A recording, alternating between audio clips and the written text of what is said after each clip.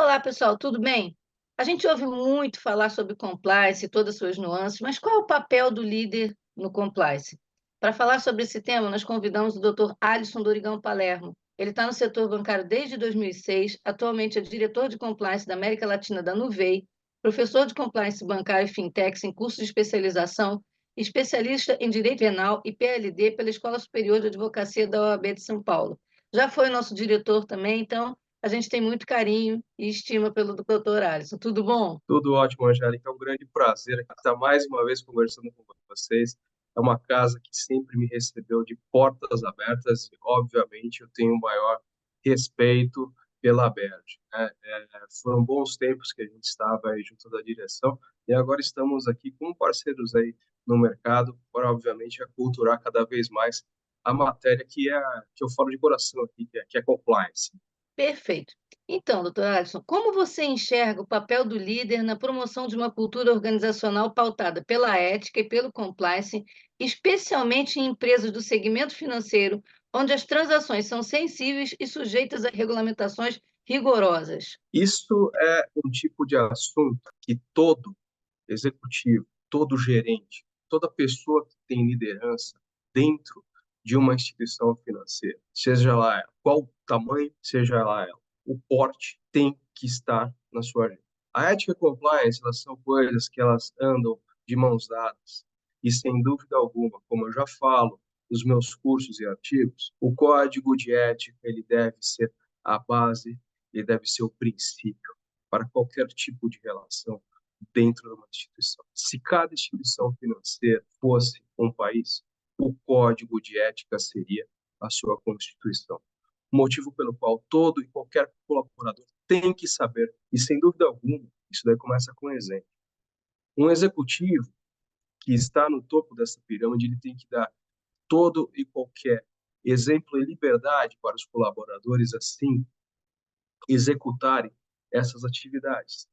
Uma atividade que tenha mais ética, mesmo com metas pesadas, mesmo com o objetivo final da empresa, que é, obviamente, o lucro, se ele fizer isso, né, pautado em ditames da ética, da missão, da visão e do valor, certamente a sinergia junto das demais áreas da própria empresa gerarão mais resultado.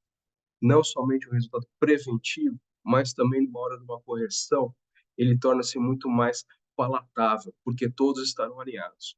É uma coisa complicada, é totalmente subjetivo e requer o quê? Prática. Como é que eu pratico ética? Então, primeiramente, acho que o executivo ele tem que dar o exemplo, ele tem que fazer com que este assunto seja parte da agenda dele em reuniões com suas equipes, fazer com que a palavra da ética ela se torne base para todo e qualquer colaborador, seja numa reunião, seja num comitê, seja num reporte. Uma boa utilização do canal de denúncia. O canal de denúncia não serve para retaliação, serve para denúncia.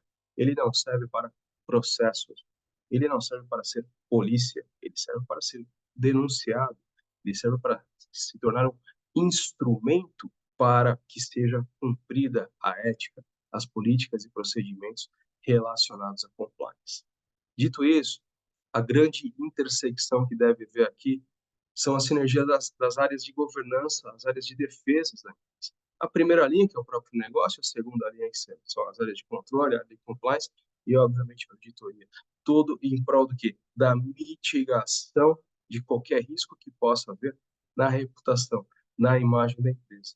E, certamente, tendo esta base da pirâmide, que é a ética para sustentar o compliance, certamente a empresa terá muito mais sucesso em suas atividades do dia a dia e pessoas muito mais felizes com essa transparência. Sim.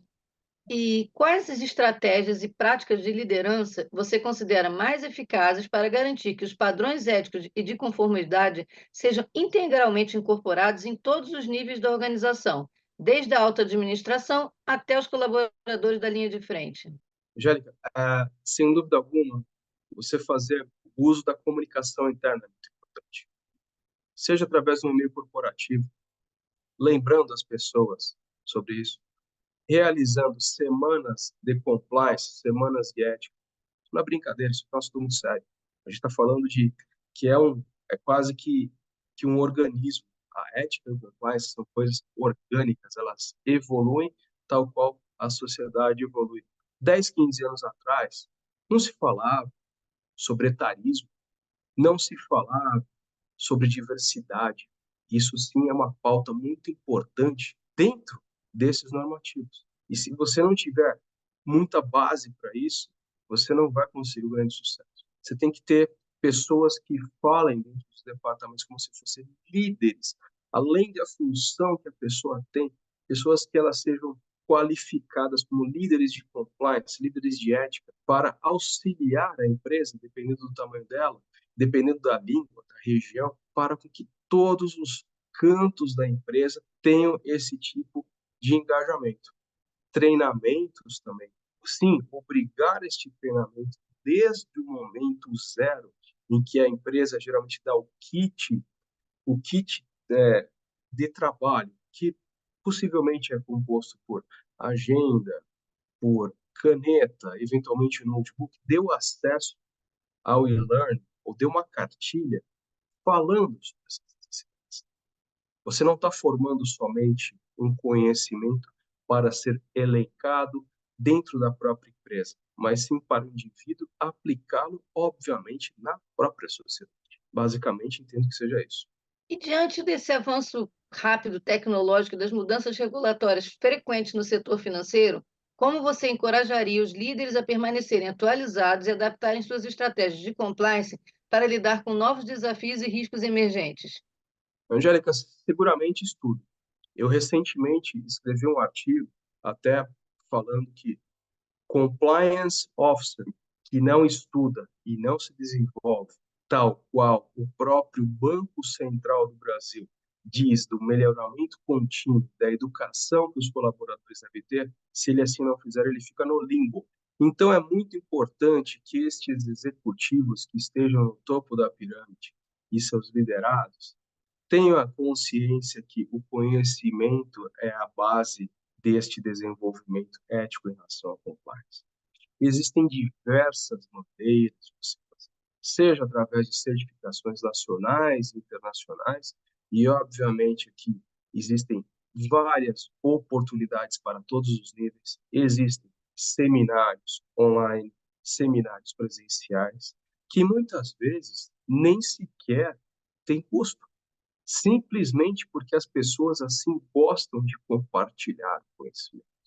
Um conhecimento que ele não é compartilhado, ele torna-se obsoleto, ele não serve para nada, tão somente para o devido por si só.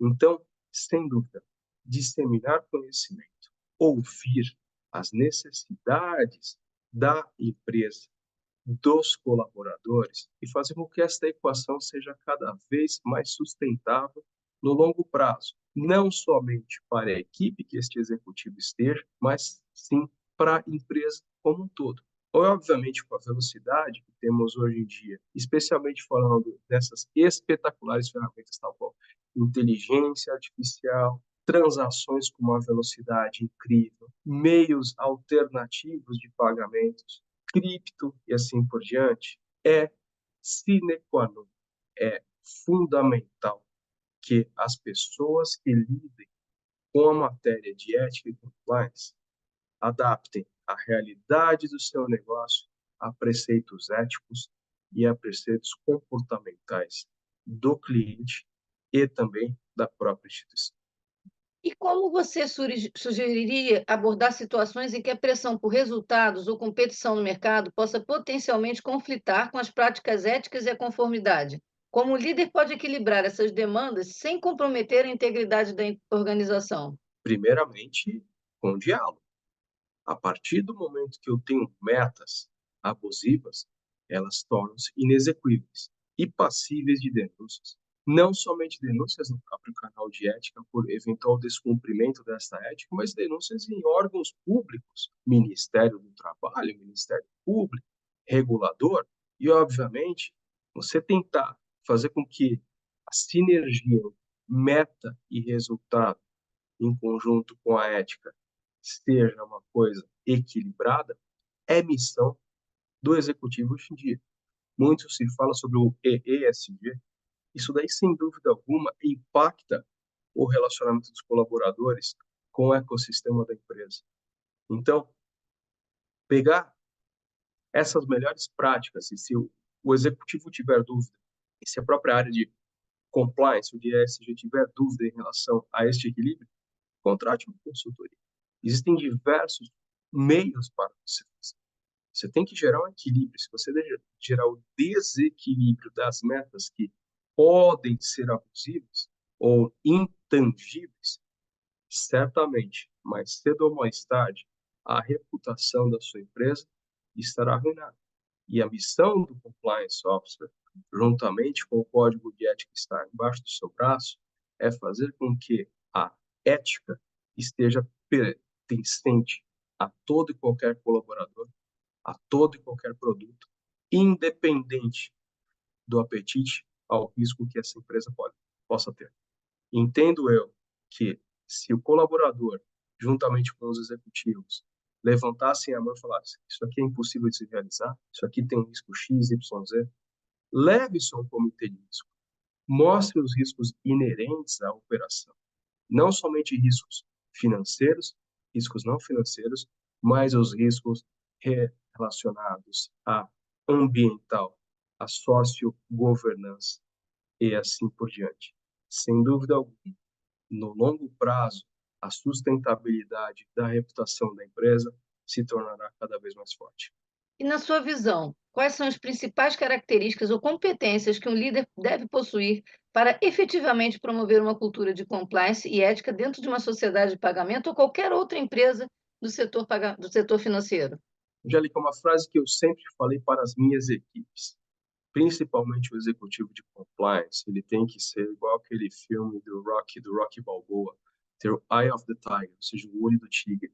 Ele tem que estar antenado, não pode olhar para o próprio umbigo, não pode olhar para a própria empresa. Ele tem que olhar para o mercado.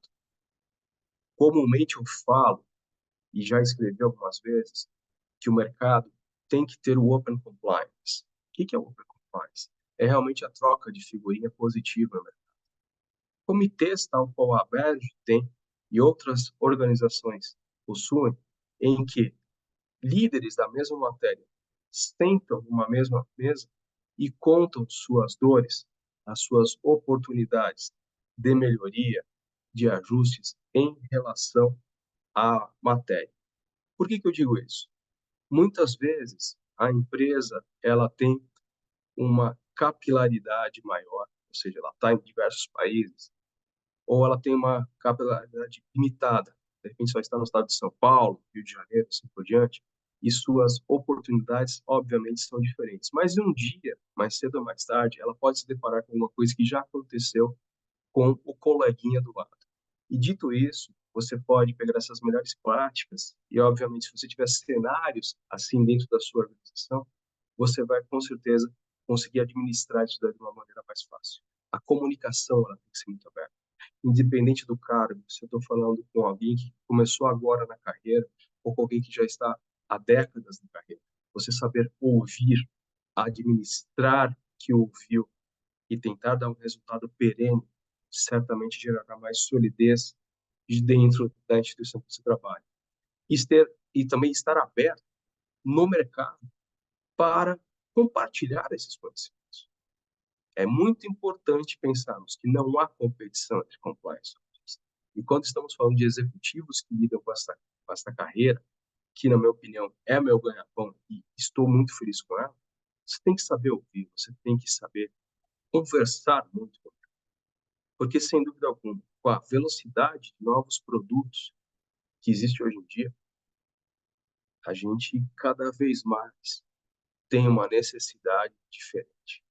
E, sem dúvida alguma, a sua dor pode ser uma oportunidade de mediação no futuro, não somente sua, mas o próprio mercado, ajudando assim a sociedade a ter mais ética e, obviamente, uma reputação muito melhor. Bem, doutor Alisson, eu quero agradecer seu tempo e agradecer também a Nuvei, que é uma empresa expoente mundial e entende que pode deixar seus diretores virem conversar com a gente sobre temas tão delicados e que são importantes para todo mundo, da importância da disseminação do conhecimento. Então, obrigada à empresa, obrigado doutor, por estar aqui com a gente e colocar sempre aberto à sua disposição.